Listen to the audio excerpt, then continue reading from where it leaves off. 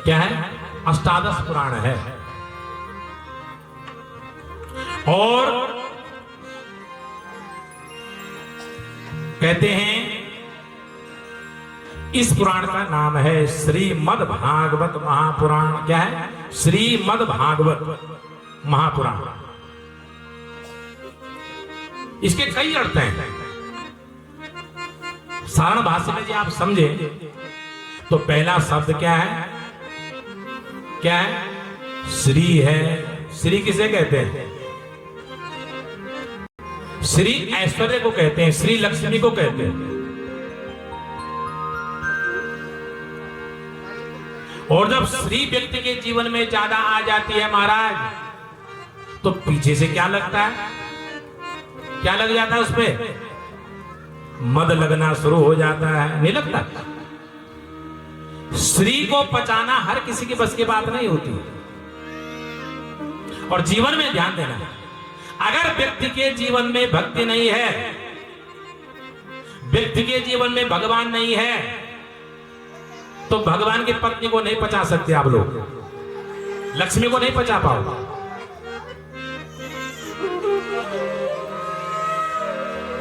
इसलिए ऐश्वर्य संपन्न व्यक्ति जीवन में हो जाए और मद का जंग उस पर न लगे। ये आपको कोई अमलात्मा विमलात्मा बड़े बड़े जो भगवान के अनन्य भक्त हैं उन्हीं में दिखेगा, बाकी संसार के प्राणियों में पता नहीं चलेगा आपको। अगर ये कभी जीवन में गलती से वो लग भी जाए ना, क्या ऐश्वर्य का मद किसी पे लग भी जाए, और कोई व्यक्ति अगर ये चाहता है मेरे पे महाराज जंग लग गया, और ध्यान देना जिस व्यक्ति पर मद का जंग लगा हुआ है उस व्यक्ति को जंग का पता नहीं होता कि मेरे पे लगा, दूसरा उसकी परीक्षा करता है, उसको पता नहीं होता है।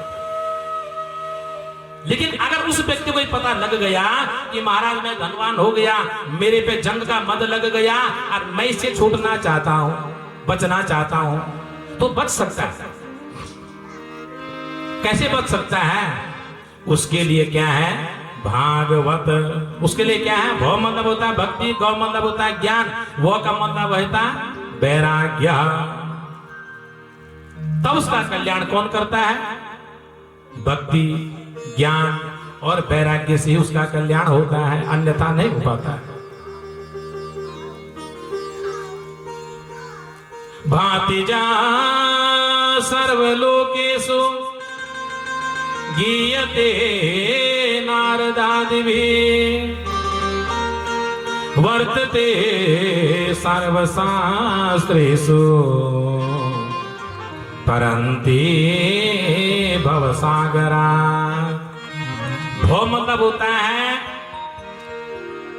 भांति जा सर्व। भव मतलब होता है भांति, भांति का मतलब होता है तेज। जिस भागवत में सारा तेज समाहित है, भव मतलब तेज, गौ मतलब गीयते। कौन?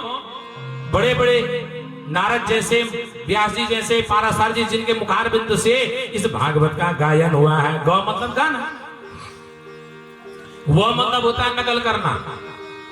वर्तते सर्वशास्त्रेण, जिस भागवत की नकल हर शास्त्र ने करी हुई है, वो मतलब वर्तना। और तो मतलब है तरंती भवसागरा।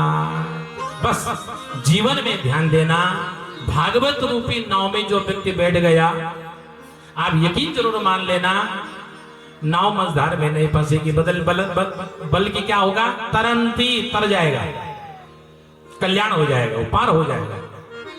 क्यों? इसलिए पार हुआ कि भागवत के जो मुख्य भगवान है वो भगवान श्री कृष्ण के हाथ में आपकी लगाम है। मुख्य पात्र भगवान ही तो है। तो भगवान श्री कृष्ण परमात्मा के हाथ में इस भागवत की लगाम है। इसके सारथी भगवान है, यानी रथ को चलाने वाले, नाव को चलाने वाले भगवान है, और नाव में बैठे भक्त है। क्या? नाव में चलाने वाले भगवान हैं, नाव में बैठे भक्त हैं। तो भगवान नाव को चलाएंगे तो यकीन मानो मझधार में छोड़ देंगे? हैं? पांडवों की विजय कैसी हुई? कौरवों में पांडवों में जब युद्ध हुआ ना महाभारत का, 18 दिन तक लगातार युद्ध चला। जब युद्ध समाप्त हो गया तो जीत किसकी हुई जरा बताओ? हैं? कहा कहे कि जीत हुई? पांडवों की जीत हुई। अब पांडवों की जीत क्यों हुई है? पांडव की जीत क्यों हुई पता आप लोगों को? भगवान साथ में थे, पांडवों का जीत का विषय ये नहीं है। ये भगवान साथ में थे विषय ये नहीं है। लेकिन भगवान ने पूरे महाभारत में कहीं पर भी अस्त्र शस्त्र नहीं चलाया। पहले भगवान ने प्रतिज्ञा कर दी मैं एक अस्त्र नहीं उठाऊंगा। तो भाई जीत कैसे होगी पांडवों की? हजारों कौरव हैं, 1000 बाण इकट्ठे चलेंगे और 5 बाण इकट्ठे चलेंगे तो 5 बाण का बल ज्यादा होगा कि 1000 बाण का बल ज्यादा होगा? किसका होगा? 1000 बल का बाण ज्यादा होगा। और फिर भी भगवान ने अस्त्र शस्त्र नहीं उठाया तो पूरे महाभारत में जो विजय हुई है वो 5 पांडवों की हुई। तो हुई कैसे? बोले इसलिए हुई कि प्रतिदिन जो युद्ध होता था महाभारत का, कौरवों की तरफ से सबसे आगे दुर्योधन का रथ रहता था, पूरी सेना पीछे है, और पांडवों की तरफ से सबसे आगे अर्जुन का रथ रहता था और पूरी पांडव सारी सेना पीछे है। तो सबसे आगे किसका रथ है पांडव की तरफ से? है अर्जुन का। और अर्जुन से आगे कौन है? अर्जुन से आगे कौन है जरा बताओ? अर्जुन तो पीछे रथ में बैठ के बाणों की बौछार कर रहा है। अर्जुन से आगे भी तो कोई बैठा हुआ है। कौन बैठा हुआ जरा बताओ? घोड़ी की लगाम किसके हाथ में है? कौन रथ को हाँक रहा है? अर्जुन के सारथी कौन है? भगवान श्री कृष्ण है। भगवान को पूरे महाभारत में इन पांडवों के विजय करने के लिए अस्त्र चलाने की भगवान को जरूरत ही नहीं पड़ी। क्यों जरूरत नहीं पड़ी? कि उनकी लगाम भगवान के हाथ में थी। और जो भगवान सबसे आगे रहता है, जीवन में ध्यान देना, उस प्राणी के जीवन में कभी भी अविजय नहीं हो सकती, वो हार नहीं सकता। तो कारण तो ये है कि भगवान आगे, इसलिए पांडव जीत गए। विजय पांडव विजय श्री को तो प्राप्त कर सके हैं क्योंकि भगवान को उन्होंने जीवन भर आगे रखा है। और जो व्यक्ति उदाहरण हमारे लिए है, जो व्यक्ति संसार में किसी भी काम में भगवान को सबसे आगे रख करके कर्म करता है, जीवन में ध्यान देना, वो व्यक्ति कभी जीवन में हार नहीं सकता है, वो विजय श्री को प्राप्त हो जाएगा। इसलिए कह दिया तरंती भव सागरात, नाव में बैठोगे तो लगाम भगवान के हाथ में है। बस आपने नाव में इसलिए बैठना है, किसलिए बैठना है? विश्वास करके बैठना है। और विश्वास करके महाराज नाव में बैठ जाओगे तो विश्वास में भगवान नाव को भी पार लगा देंगे। अरे आप लोग जब किसी बस में सफर करते हो ना, बस अड्डे में गए, टिकट कटाया, बस में बैठे, तो तुम लोग जब बस में बैठते हो तो ड्राइवर के पास जाके पहले पूछते हो महाराज तुझे गाड़ी चलानी आती कि नहीं आती? पूछा आप लोगों ने कभी ड्राइवर को? जो व्यक्ति बस चला रहा हो, आप लोगों ने उस व्यक्ति को पूछा भाई तुझे गाड़ी चलानी आती भी है कि नहीं आती? पूछा आप लोगों ने? जरा बताओ। नहीं पूछा आपने। और आप टिकट कटाया, आप तुरंत बस में जाकर के बैठ गए और बस ने आपको अपनी मंजिल तक पहुंचा दिया। क्यों? क्योंकि आपको विश्वास है जो ड्राइवर बस चला रहा है ये इस बस चलाने में माहिर जरूर होगा। और आपको इतनी बुद्धि हमारी जाती ही नहीं है कि हम ड्राइवर को जाके पूछे महाराज कि तू बस चला पाएगा कि नहीं चला पाएगा। इतनी बुद्धि हमारी बुद्धि इसलिए नहीं जाती कि हमें विश्वास है जिस बस में हम बैठे हुए हैं ये ड्राइवर हमें तो ले जाएगा और जहां आपको जाना हो वहां तक आप पहुंच जाते हैं। तो जो व्यक्ति तरंती भव सागर भगवान की नाव में बैठेगा, क्या वो नाव पार नहीं लगेगी? है? अरे वो नाव तो संसार के हाथों में छोड़ना है, वो नाव तो भगवान के हाथों में है। और जब भगवान के हाथ में नाव की लगाम दोगे तो भगवान आपको पार लगा देंगे। भ शब्द कीर्ति वचनों, और भ शब्द जो है कीर्ति वचन का सूचक भी है। ग शब्द ज्ञान वाचक, और जो ग शब्द ज्ञान का वाचक है, वह शब्द वासुदेव वचनों, और जो वो शब्द है भगवान वासुदेव का वाचक भी है। जो वासु से कहते हैं जो वसु में रमण करता है, वसु मतलब पृथ्वी, वसुंधरा कैसे कहते हैं? पृथ्वी को कहते हैं। वह वासुदेव जो घट घट में रमण करता है, बस में पृथ्वी में रमण करने वाला भगवान है, उसका नाम बहु शब्द है। और तो शब्द क्या है? तो शब्द तरंति चाह, तो शब्द तरने का द्योतक माना गया है।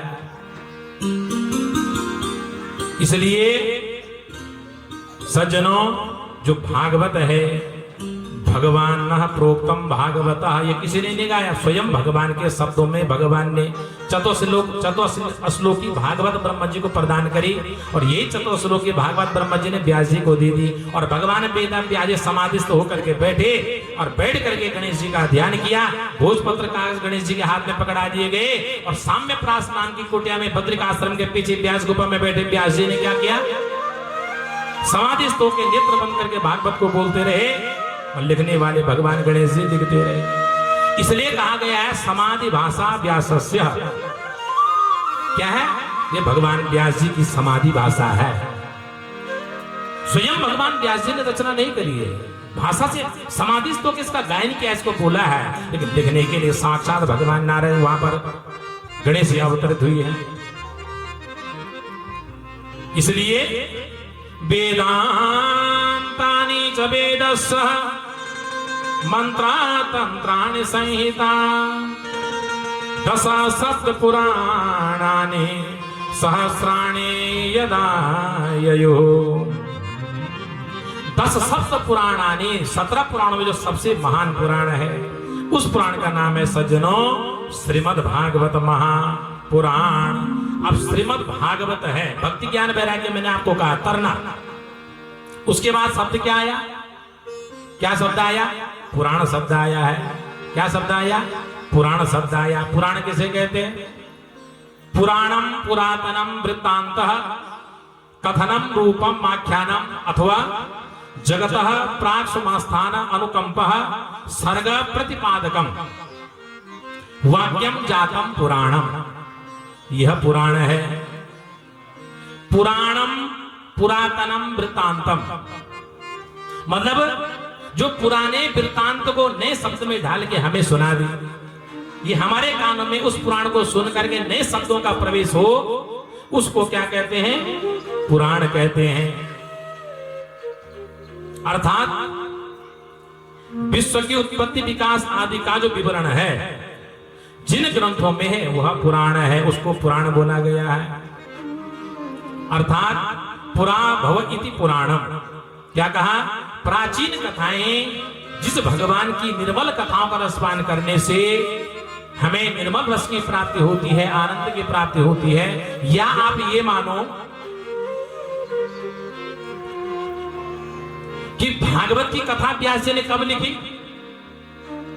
ना जाने कितने करोड़ों साल पहले, हजारों साल पहले लिखी हो हैं। और ये भी मान सकते हैं आप कि ना जाने आपने भगवान की कितनी कथाएं सुन ली हो। आजकल तो भागवत की कथा कहां नहीं हो रही, घर घर भागवत की कथा हो रही है ना?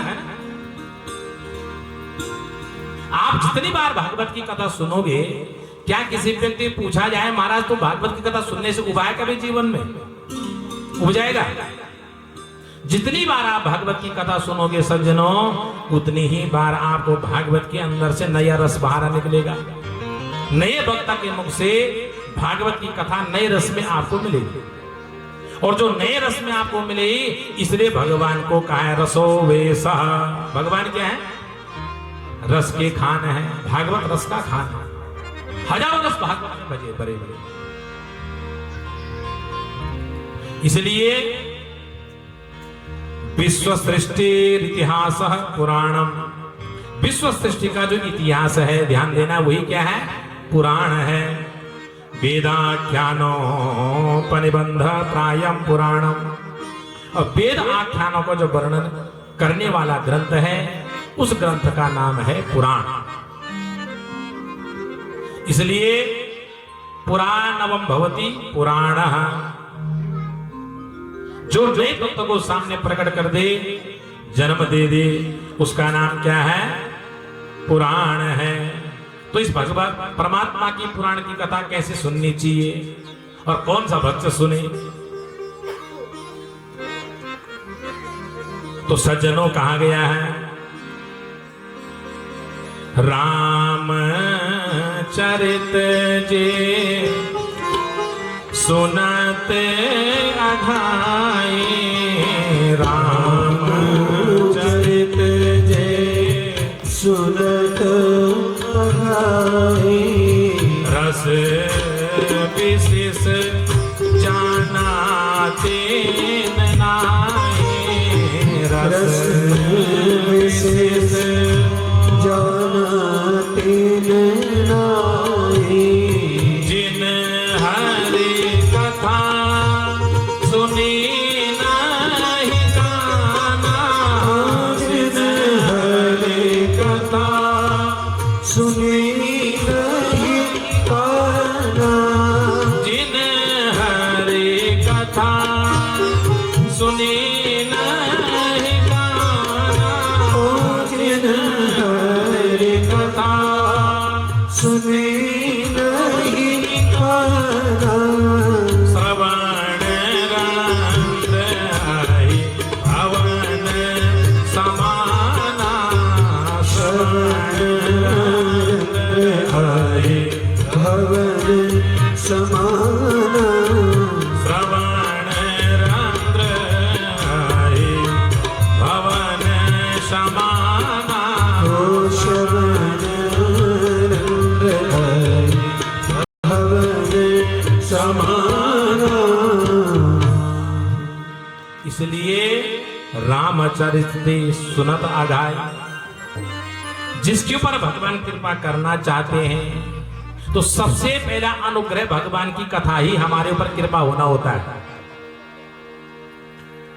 इसलिए इस विशेष को जानने का प्रयास करना चाहिए, समझने का प्रयास करना चाहिए, लेकिन चिन्हना ही कोई समझ नहीं पाता है।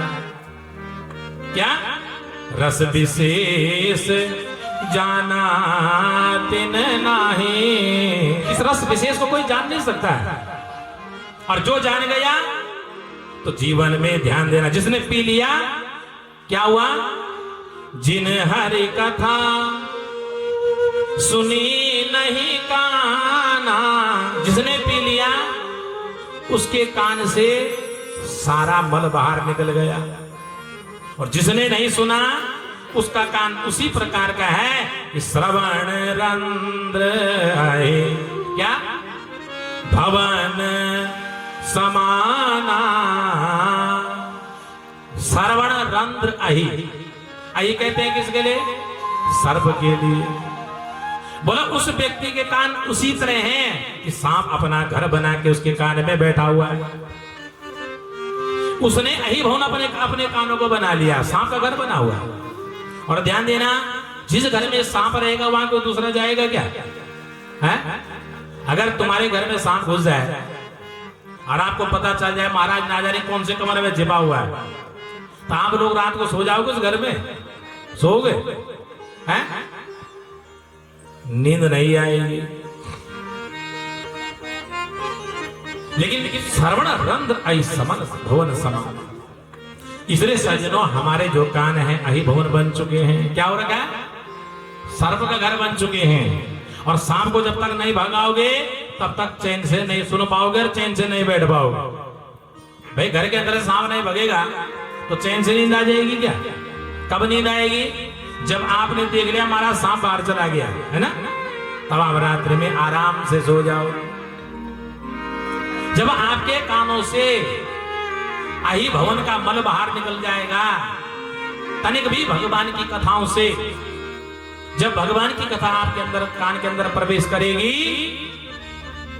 तो जो सर्प अहि भवन बना के आपके कानों में बैठा हुआ है तुरंत बाहर निकल जाएगा। अब बाहर कब निकलेगा? जब आप चाहोगे तभी तो निकलेगा, बाकी कहां से निकल जाएगा? अब आप चाहोगे ही नहीं कि मेरे कान से बाहर घर हमारा सांप बाहर ना निकले, तो कोई निकाल पाएगा उसको? निकालना पड़ेगा तो बाहर निकल जाएगा। नहीं चाहोगे तो नहीं निकलेगा, और चाहोगे निकालना और निकल गया तो ये समझना आपका कान शुद्ध विशुद्ध हो गया। और जब कान शुद्ध विशुद्ध हो गया तब भगवान कहते हैं कि तब कथामृतम तात जीवनम कवि भीडितम कल्मषापहं तब कथा अमृतम। तब भगवान की कथा क्या बन के आई? क्या बन के आई? अमृत की बूंद बन करके आ गई, हमारा कल्याण होगा। अमृत पीने से किसका कल्याण नहीं हो, जरा बताओ। अरे अमृत पिया देवताओं ने तो असुरों को परास्त कर दिया, विजय श्री को प्राप्त हो गए। तो अमृत से बड़ा जीवन में कुछ नहीं है, और अमृत ही भगवान की कथा बन के हमारे जीवन में हमारा कल्याण करने के लिए आती है। और जब आती है तो क्या करती है? श्रवण मंगलम श्रीमदाततम, श्रवण मात्र से मंगल की प्राप्ति। और कलमषापहम, फिर क्या हो गया? सारे कलुष कलमश समाप्त हो जाते हैं, विषाक्त सारा दूर हो जाता है, मन शुद्ध विशुद्ध पवित्र हो जाता है। ध्यान देना, जब मन शुद्ध विशुद्ध आपका पवित्र हो गया, तब भगवान कहते हैं क्या कि निर्मल मन जन सो मोहि पावा। निर्मल मन जन सो मोहि पावा। निर्मल मन जन सो मोहि पावा। निर्मल मन जन सो मोहि पावा। मोहि कपट छल छे